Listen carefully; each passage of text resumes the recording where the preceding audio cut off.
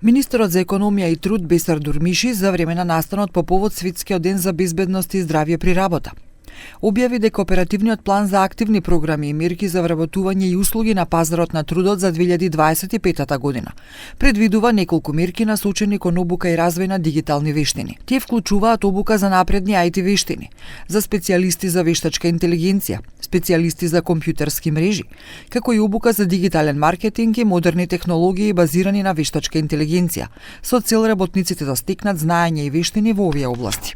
Se Ministeri i Ekonomisë dhe Punës, i cili ka kompetencën dhe rolin për të përkujdesur për avancimin e të drejtave të punëtorëve në botën e digitalizimit, nuk guxojmë të harrojmë punëtorinë që duhet të përfshihet në çdo ndryshim të çdo zhvillimi teknologjik.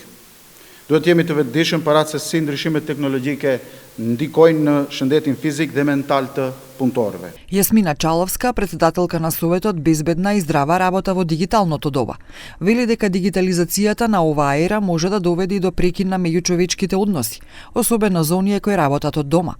Таа додаде дека дефинитивно треба да се води кампања за најава за дигиталната доба, со цел безбедноста на работниците. Новите технологии не значат и подобрени услови за работа.